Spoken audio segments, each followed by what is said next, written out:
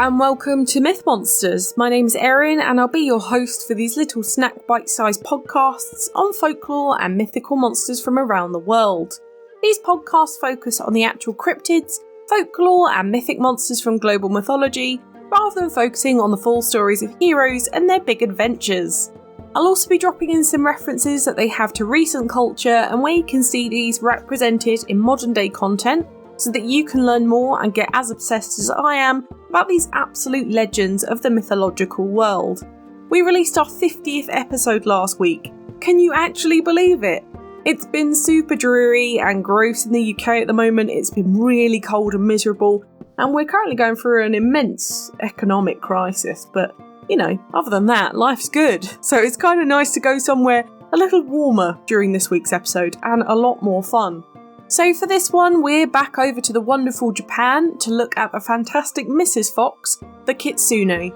You probably have heard of this monster, although it's interesting that we would even call this one a monster in the first place.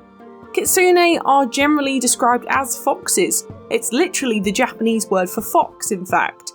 However, this word has also been used for this spiritual entity from Japanese folklore. The Kitsune is a fox that can shapeshift into human form, and generally cause mayhem and havoc, but also fall in love with humans. They were usually female in their human shapes, but that was not exclusive, they could also be sometimes dudes too.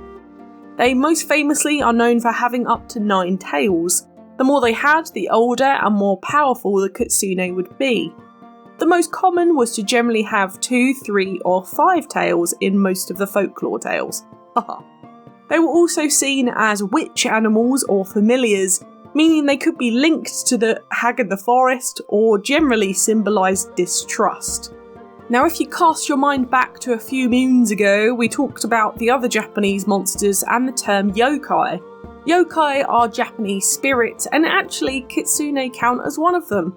This is not to say that Kitsune are ghosts or undead in any way, but the term spirit in this case is to indicate enlightenment and also intelligence. They were considered so powerful though, that people would even make sacrifices to them due to their power and influence like a deity. So it fully makes sense that they're within this yokai kind of bracket. I've kind of given a general description for you, but what were their weaknesses? It was said in some folktales that they held a pearl or a jewel in their mouths or on their tail, which would kill the fox if they were separated for too long from it. It's said that this contains the Kitsune's soul, and if you do manage to steal this from them, then they owe you a favour if you give it back. Now, before I continue, it's really important to say that there were 3 different main types of Kitsune: the Zenko, the Ninko, and the Yako. Zenko Kitsune means good foxes, and they were generally pleasant towards people and were also considered celestial. They were heavily linked to Inari, the Japanese goddess of foxes, fertility and agriculture, and these were white foxes to represent their purity and representation of godliness as well. They could also ward off evil omens and act as guardian spirits. The Ninko were that of invisible fox spirits. They were said to be responsible for human possessions, so generally not the best of the bunch. I'll go into the possession bit a bit more later. The Yako translates to field foxes, and they were generally considered to be trouble.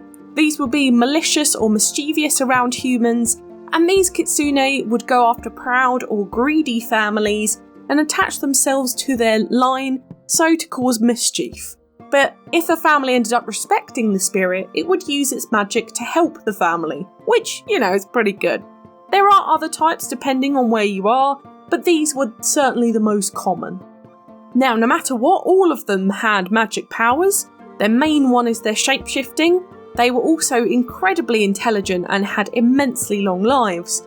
A fox in the wild is generally considered to have a lifespan of around 1 to 3 years, which firstly makes me really sad. But if one was found to live an abnormally long life, they were considered to be automatically a supernatural being, which is pretty cool, I guess, considering how short the lifespan is usually. Bear in mind, I will say for all of those fox lovers, if they're in captivity, they do tend to survive up to about 10 to 14 years, so there is hope, don't panic. Anyway, Kitsune were able to live until they were 1,000 years old. where they would have the last of their 9 tails sprout and turn into a beautiful golden colour where they would then ascend into the heavens. Not only that, but they generally got more powerful with age, almost unlocking different powers as they got older, much like a video game. They were able to shapeshift after 100 years of age, where they would be able to take the exact copy of someone else, and this was usually a beautiful woman. It was said if you found a woman alone in the woods with a fox-like face, it was most likely a kitsune. They could go on and seduce men and even have families with them, which is why having, say, fox-shaped features, usually in quite sharp chins, elongated brows, are considered extremely attractive in Japanese culture. If the husband found out by chance his wife was a kitsune, the kitsune would then have to leave him and their family, and the more malicious ones would leave the husband in a far-off place, dirty and disorientated, and then forcing him to find his way back to his abandoned family in shame. Now, their other powers include invisibility, flight, elemental and sexual manipulation, and illusion. However, their most powerful skill was their possession. This was a major pastime of the Yoko Kitsune, as we mentioned earlier. This happens so frequently that there was even a specific word for it, which is kusenetsuki, which means the state of being possessed by a fox.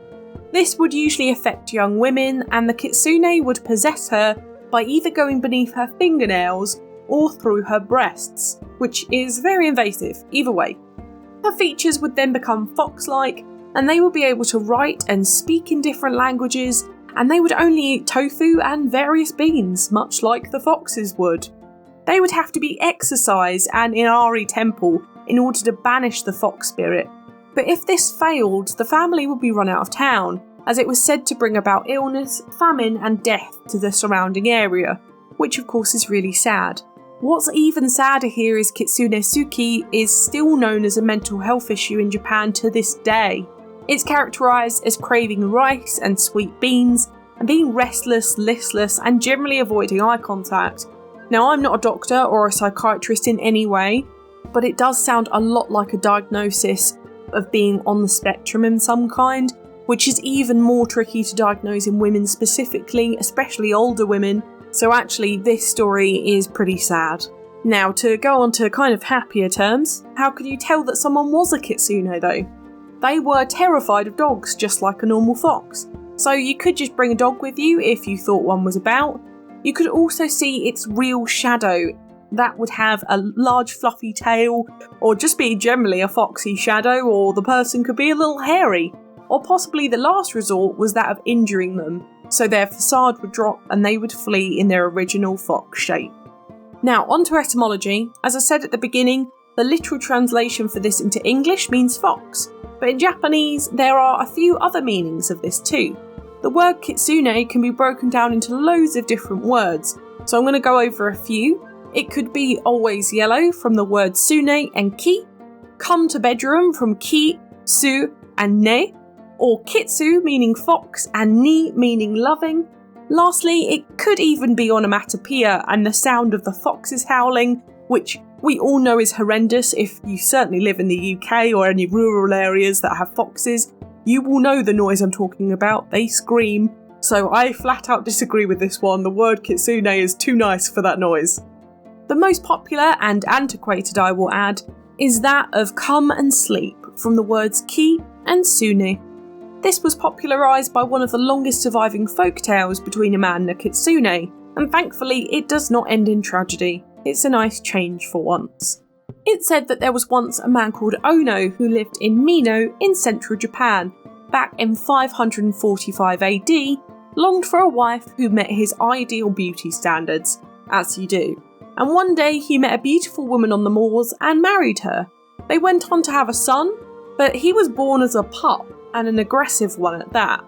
As the son grew up, he got more and more violent with his mother due to territory, and she begged her husband to kill the son, to which he refused. One day, the son attacked the woman so violently, she had to transform back into her fox form, and she then fled. Ono shouted after her that you may be a fox, but you are the mother of my son, and I will always love you. Come back when you please, you will always be welcome.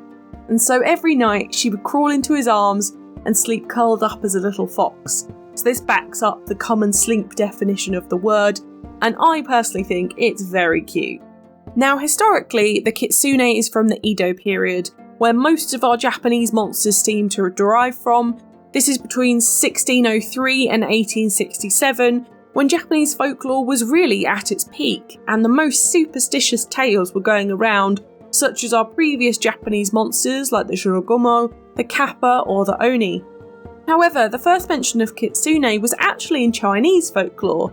These were fox spirits and adopted by the Japanese during trade with the merchants, who talked of the nine-tailed foxes from their folklore. Now, the longest surviving text that has them in is from the 11th century. It's called the Konjaku Monogatari, which is a collection of Japanese, Chinese and Indian folk stories. So you can see that this has affected the whole of Asia. It's a really, really cool bunch of stories. There are actually examples of Korean and Chinese versions of this monster too, in the Kurihomo from Korea or the Hulijin from China. So this story has definitely got across to other Asian countries and folklore too. Kitsune are also linked to Buddhism through the Dakini, who were goddesses who made up Inari's physical avatar. Dakini is shown as a female Buddhist on the path to Nirvana, wielding a sword and riding a flying white fox. Now, our real life comparisons though, we do have the Hokkaido fox, which is exclusive to Hokkaido in Japan. They are beautiful, fluffy red foxes. They do tend to hang around the temples too, but this really hasn't ever been explained, although apparently they are also fed from them, so that might also help. Due to the link to the Inari, foxes are a revered animal in Japanese culture, and they are quite common, so it might just be that they wanted to link some supernatural and mystical existence to them too. Either way, I love foxes, and they are so cute. I really recommend having a look. They look different from urban foxes, especially if you're a Londoner, you're going to know what I'm talking about. Or if you've got foxes where you are, if you're not in Japan, have a look at Hokkaido ones. Now we're going to go on to cultural significance. For art, you can mostly see these represented in beautiful prints from the Edo period, such as the ones by artist Yoshitoshi or Kuniyoshi. There's a beautiful one by Hiroshige, which is the same period, called Kitsunebi or New Year's Night Under the Iniko Tree near Oji, which is an amazing print collection called 100 Famous Views of Edo. It's an amazing collection. I highly recommend looking at it. It is absolutely stunning. Now, we don't have many movies this week, but there are a few such as Hotel Transylvania 3, 47 Ronin, Shang-Chi and the Legend of the Ten Rings, White Snake, Painted Skin and Zhangxia. There are loads of animes as well, but I'm not going to list them all out. There are loads. If you're into your animes, you probably already know where to find them. For TV, there are ones such as Hellboy, the animated series, Love, Death and Robots, Miraculous Ladybug, Grimm, Lovecraft County, Teen Wolf, Super Sentai, Supernatural, Lost Girl and Ultraman Tarot. For video games, we actually have more. We have Yokai Watch, Final Fantasy, Wario Land, Warriors Orochi, Touhou Project, Tales of Symphonia, Super Mario 3D World, Splatoon, Sonic the Hedgehog, Okami, Smite, The Legend of Zelda Majora's Mask, Mega Man, Genshin Impact, Muramasa, The Demon Blade, Dragon Quest, Animal Crossing, Disgaea 5 and the Fate series. However, my favourite two in this are Pokemon, where at least 3 Pokemon are based on Kitsune, including the original Ninetales and Vulpix. The other is League of Legends with the champion Ari, who is based on the Korean version of this monster, but I'll take it either way. Also, you might be wondering, sorry, I don't remember Sonic having a Kitsune in. Well, you probably do. If you've played it, you've played as Tails. Tails is technically a Kitsune with multiple tails. Thank you very much. Case point corrected. My book recommendation for this week is, I believe, one I've mentioned before, and that's the Book of Yokai, Mysterious Creatures from Japanese Folklore by Michael Dillon Foster. It's a fantastic book, beautifully illustrated, so to be honest, I will always recommend this one. Now it's time for Do I Think They Existed? I totally believe that foxes exist. I've seen one. They're also one of my favourite animals. They're very cute. We have so many out here in the UK, although they are urban foxes. They're certainly not as cute as the Hokkaido ones, but they're still pretty cute. I petted a fox once when I was about 17. It was very cool. No one believes me, it was very good, but to get as close to a fox as I did is very, very rare, which is why I'm a bit sceptical on this one. For a creature that's so skittish and secretive, it just doesn't sit well with me that they would turn into people and go after men. It just does not make sense. Whilst I love the idea of these cute little forest canines turning into beautiful women, I'm just not that sure on how far I can go with this one. I kind of hold them to the same kind of view as something like Selkies or the Adlet. They're just a bit wild, and when you start having half human, half creature babies, it starts to get really weird and a little disturbing. Not even mentioning the thought of consent within these relationships. Like, I'm sorry, you can hide that you're allergic to nuts, but you can't really hide that you're secretly a fox. That's my 2 pennies anyway. Either way. I love looking at Japanese monsters. They are so different and so much folklore and belief is behind them. It makes me so happy. And I've loved this creature for a really long time as a lifelong lover of foxes, Pokemon and League of Legends, quite honestly.